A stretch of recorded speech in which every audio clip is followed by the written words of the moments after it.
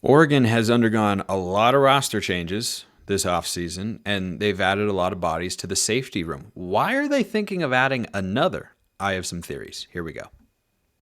You are Locked On Ducks, your daily podcast on the Oregon Ducks, part of the Locked On Podcast Network, your team every day.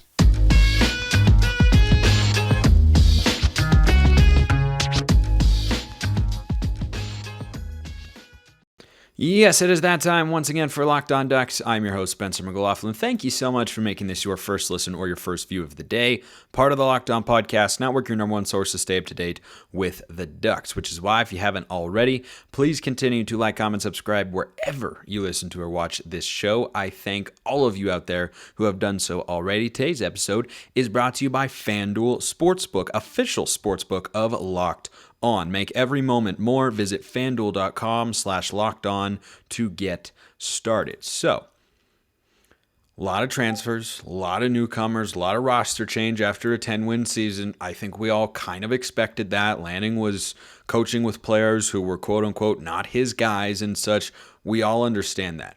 There are a lot of bodies in the safety room right now. And safety is, I think, one of the biggest question marks, even with the return of Steve Stevens and Jamal Hill going into next season, especially if you count, as I do, the third member of the safeties group, which is what Bennett Williams played this year, nickelback, whatever you want to call them, right? 4-2-5, you got two corners most of the time, and then another safety. Sometimes a corner, depends on the situation and such. But bottom line, you do need a number of impact players at that position, and I don't think Oregon had a lot of that this year. I don't think the safeties were bad necessarily. I just didn't think they were particularly impactful, save for a couple moments with Brian Addison. So with the number of bodies they have in that room, I think it begs the question, why are they hosting another safety on campus for a visit? And general note on that front, the portal officially reopens sometime in May. Not sure exactly what day, but it's post-spring football.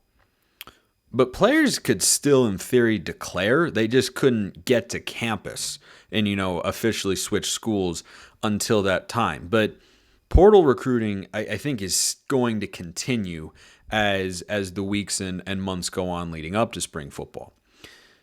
Ole Miss transfer Tysheem Johnson is in the portal. He was a safety there, and Oregon had him on campus for a visit. And I saw this and thought, wow, that's interesting, because why exactly would Dan Lanning, Tosh Lupoi, and Demetrius Martin, and now Chris Hampton, our new safeties coach, why would they host a safety on campus when they already have a lot of bodies in that room? And I have a couple theories on that, but just so we're all operating on the same informational wavelength here, they added Evan Williams, who's going to be a fifth-year player from Fresno State, had a couple of all-conference caliber seasons there. That guy figures to be a starter, or at the very least a major player. Jamal Hill and Steve Stevens are returning to the secondary. You have Trajan Williams, who was a 2022 four-star recruit in that room. You have Tyler Turner and Cody DeCamara coming in. You have two players in Connor Soley and Jeffrey Bassa who are listed as linebackers but could at any point in time, in addition to Triquez Bridges, by the way, flip back and play safety. I just start looking around and thinking, man, that's a lot of bodies. That's a lot of names. There's only so much playing time there. Everyone isn't going to see the field. How much are those young guys really willing to wait for their turn? I think there's one of two things that Lanning and company are thinking here. Number one, Brian Addison could be calling it a career. He has one more year of eligibility if he wants it, but he's been in school for at least 4, maybe 5 years. He might have taken a redshirt year in there, but I think this would be his 5th year playing college football regardless. Or he could be hitting the transfer portal in the spring, and maybe he just hasn't announced anything because he hasn't found a home yet, or he doesn't know what his options actually are or anything like that. That's a process that I think any athlete is going to tend to take his time on and should, because going into the portal without a plan doesn't always work out for some guys. But it could be that, or it could be this.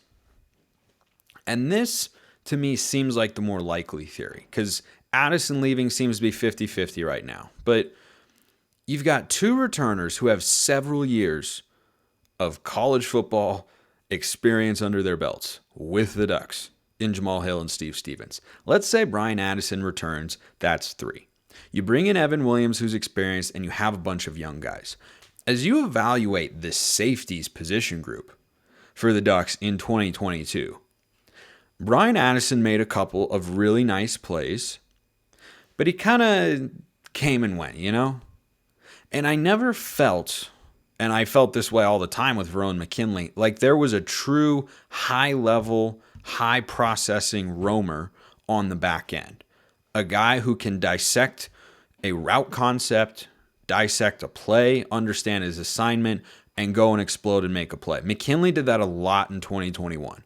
Oregon's pass defense would have been even worse if he hadn't been there. You took that away, and I think that was notable.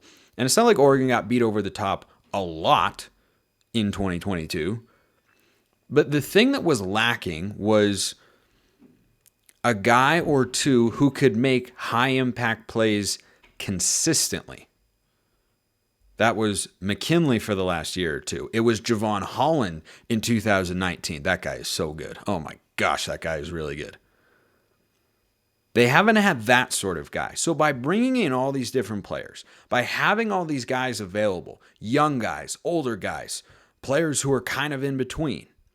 I remember Brian Addison started as a wide receiver. He's just kind of made the move to safety. I did think he showed a good deal of promise there. Dan Lanning and the rest of those defensive coaches might just be saying, we need guys to get the best out of themselves. And the only way we can do that is if we make them fight and work and scrap and claw just to see the field. Because if you then added Tysheem Johnson to this position group, I cannot foresee a scenario where any of those young guys play significantly. Oh, and J.J. Greenfield is in the room too. Sorry, I forgot to mention him, who also saw the field with some meaningful snaps, including in the Holiday Bowl for the Ducks. So you've got everything covered, it would seem. Veteran guys, tweener experienced guys, young guys who have great promise but no experience yet. You've got everything there. And the only reason you would, I think realistically, add a guy like Tysheem Johnson to the room is because you didn't feel that any of those guys were capable of grasping the position, claiming a starting role, and being a high-impact player.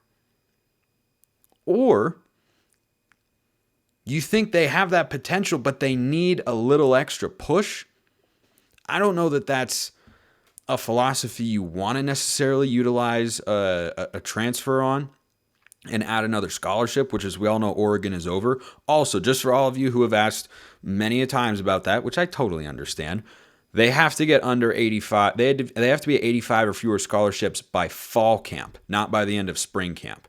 And there's another portal window, and then there's summertime, and all the more reason to not worry about that right now. Something that we should pay attention to is the defense, how it's coming together, and the defensive coordinator. One of you asking a very intriguing question about Tosh Lupoi. Before we do that, I have an intriguing question to ask you. Have you ever heard of FanDuel? Yeah, I imagine that you have. We're really excited about our new sports betting partner here at the Locked On Podcast Network because they're the #1 sports book in America. That's right, FanDuel is here. And if you're new to FanDuel, that's even better because they have so many great features that make betting on sports fun and easy. New customers join today, get started with $150 in free bets, guaranteed when you place your first $5 bet. That's it. Just sign up at FanDuel.com/locked on. You look at the NFL playoffs, which are here. Early lines that I've seen on there, Chiefs in the 1 to 1.5 range, Eagles to the 2 to 2.5 range. I wouldn't touch the NFC Championship game, but the Chiefs at home, revenge game against the Bengals, though I think Cincy's a really good team, I would lead Cincinnati there. But what do I know? What do I know? Generally, not much. But football fans, don't miss out. Place your first $5 bet to get $150 in free bets. Win or lose at FanDuel.com/lockedon. Make every moment more with FanDuel, official sportsbook partner of the NFL. I want to wrap up with a thought on the safeties room before I get to a question one of you asked about Tosh Lupoi. I wonder if it's maybe just doing your due diligence of, we don't think we could get this guy. Well, you never know. But clearly, on the competition front, I don't think generally you're going to bring in transfers to compete with other guys. But I also don't think it means that every transfer you automatically add is going to be a home run, high impact starter right away. I mean, I don't think Tez Johnson is going to just automatically push Chris Hudson out of the slot receiver position. I don't think that Connor Sully is going to be the automatic number 2 linebacker alongside Justin Jacobs and just move up the depth chart ahead of Keith Brown. It could also be, and I think this is more likely, frankly, than my competition thought, it could be a depth piece. They could see him as somebody who provides depth to a room where maybe they want to interchange a little bit more, or maybe they do just want to see what they have. But I'm really curious to see what happens with Oregon's safety room. I think it's easily the hardest position to predict going forward. I mean, if you lined up right now in your base 4-2-5 personnel, I think your defensive line is pretty easy to predict. I think your linebackers are definitely a little bit tougher to predict, but DBs, I got even less of an idea. Like way less. The guy orchestrating all of that is, of course, Tosh Lupoi, and Eric, who has a great what's the word I'm looking for? Little tiny picture in a circle on YouTube. Oh my gosh, that's bad that I didn't know that. Okay, so anyway, Eric, who asked a question on YouTube, as you can as well, YouTube comments or Twitter at Smalls_55 or at Locked On Ducks. I've been getting a bunch of them, by the way. If I haven't gotten to yours yet, I promise that I will. Keep the questions coming. Love answering your guys' cues, and you come up with great ones. Eric asks, is Tosh kind of on a hot seat? Rumors abound concerning him being, quote, demoted or stripped of his play calling duties at Bama. If he isn't a good play caller, what is his value? Recruiting? Culture? Thanks, dog. We should maybe change that to thanks, duck, instead of thanks, dog. Just general note. But anyway, so I think the Chris Hampton edition is indicative that Lanning is at least keeping half an eye on the future with regards to the defensive coordinator position. I don't know if you can go full on saying he's on the hot seat, but what he alluded to in there, the quote unquote rumors of him having his play calling duties taken away at Bama, those are not rumors. That happened. And that's part of the reason that he ended up leaving. Now, in a perfect world, one of two things would happen. Tosh Lupoi would remain on staff, improve his play calling capabilities, and Oregon's defense would improve dramatically. Or Tosh Lupoi remains on the staff, and either Dan Lanning or Chris Hampton start calling the defensive plays. The reason that both of those ideal scenarios going forward is because Tosh Lupoi is a very, very, very high-level recruiter. According to 24/7 Sports, he's one of the 25 best assistant coaches or coordinators in the country on the recruiting front. And by the way, his specialty is the defensive line. How do you feel about Oregon's defensive line recruiting right now? Let's check. Jordan Birch. Yeah, that looks pretty good. Mateo Uyunglele. Yeah, that looks pretty good. A plethora of 4-star blue-chip defensive linemen in this 2023 recruiting class. Yeah, that looks pretty good too. That's what he's very good at.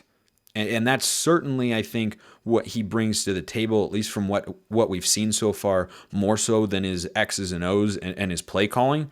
But with Lanning there, in theory, they should be able to right that ship, at least somewhat. But I do think, and I talked about it when Chris Hampton was brought onto the staff, that is Lanning kind of having a backup plan if things don't start to get better. And he feels a change does need to be made on that front. And though I would love for Lanning to call plays because it's what he was really known for at Georgia, That's not something we should expect will happen. It's exceedingly rare in college football. Kalen DeBoer at Washington, by the way, does not call plays. Jonathan Smith at Oregon State does not call plays. Lincoln Riley does. That's the exception, not the rule.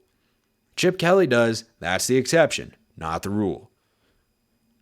When you look around college football, there are just so many responsibilities, from recruiting to managing players to practice schedules and alumni events and fundraising and like everything that goes into being a Power 5 college football coach. It's just a lot to ask for him to also be the play caller. It's why those coaches tend to delegate. Plus, at Georgia, Kirby Smart wasn't the play caller. Lanning was.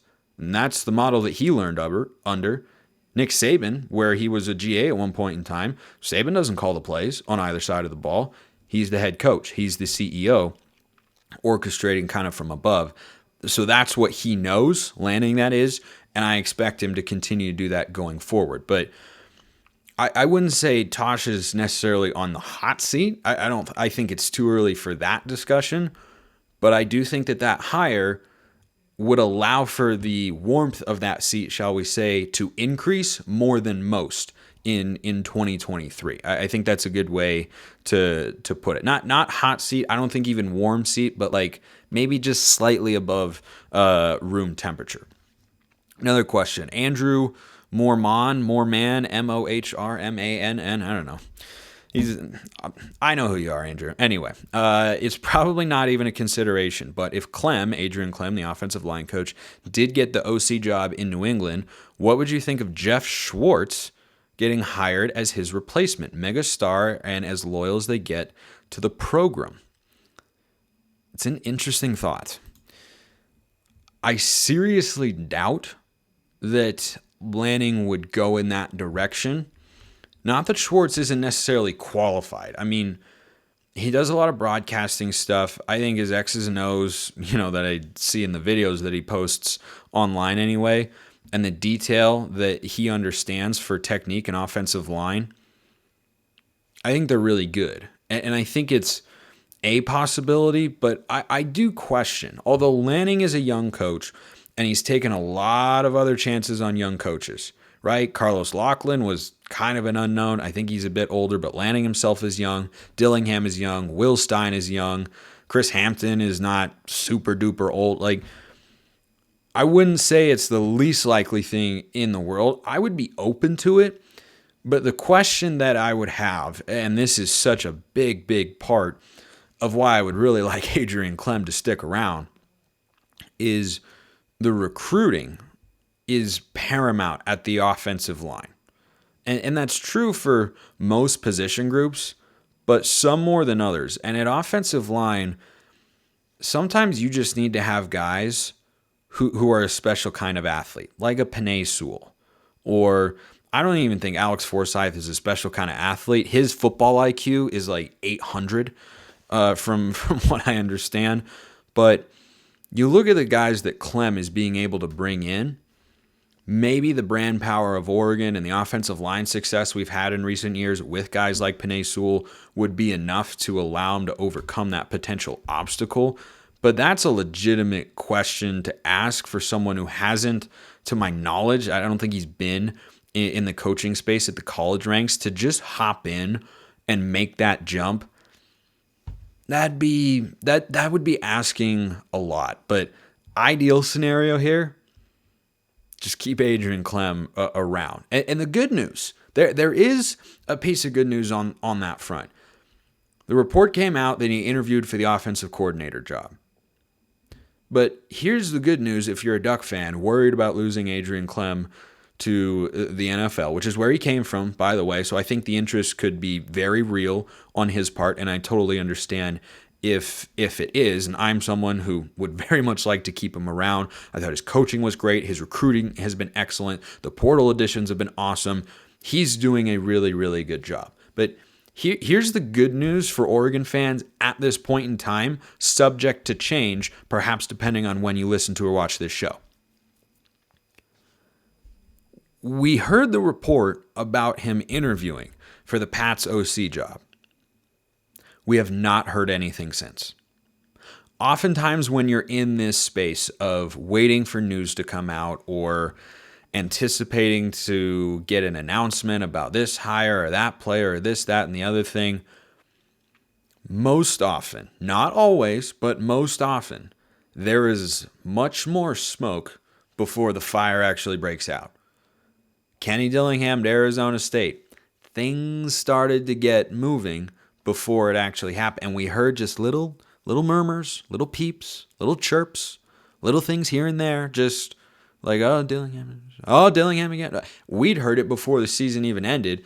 And then once the regular season ended, that all came to fruition. Mario Cristobal to Miami. There was nothing, and then Mario was kind of non-committal after the Pac-12 championship game, and we were like, wait, what? And then the rumors started to build and build and build. Since that report came out that he was interviewing for that job, haven't heard anything since. Doesn't mean he couldn't still be a candidate, but the rumors and speculation have not been flying around. So at this point in time, I feel okay about keeping him there, but if he got that OC offer, I think he would definitely take it. And I mean, if he wants to be in the NFL long term, then of course he'd be foolish not to. It would just be it would be disappointing for sure. We're going to end the show on this particular note. Speaking of disappointing. Oh, goodness. Part of this is I just need to get this off my chest. Oregon basketball. Okay, so I love college basketball, and I was really excited about the Ducks coming into this year. You add Khalil Ware and a couple other transfers to a team and a core that won 20 games disappointingly a year ago, and somehow they're worse. They're better, but they're also worse. They had a couple of big top 5 upsets a year ago, and then they would turn around and lose to bad teams. And guess what? They had a huge win against Arizona, program altering, or at least for the season altering, I will say. It put them in the bubble conversation at 11, and they were 10-8.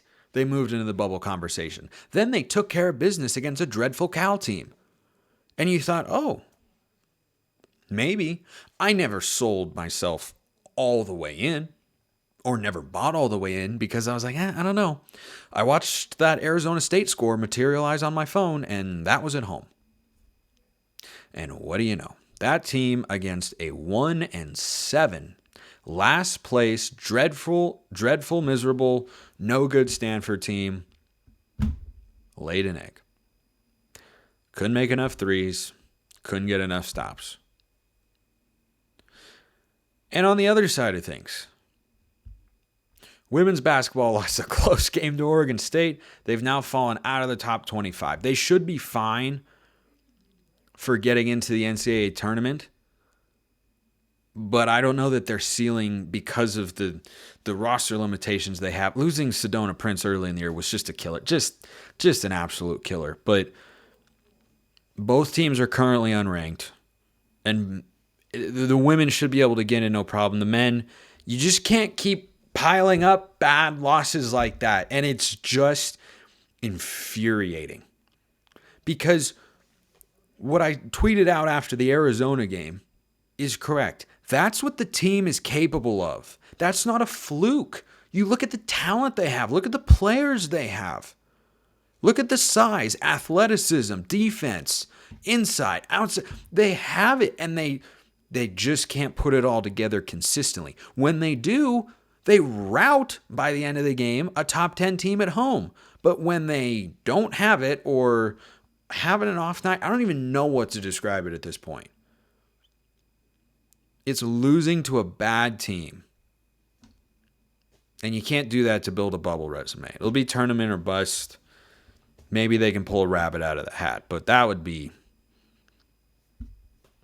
like less likely at this point than finding DB Cooper. Real ones know what that means. Appreciate everyone listening. I will see you next time. Have a wonderful rest of your day, and go Ducks.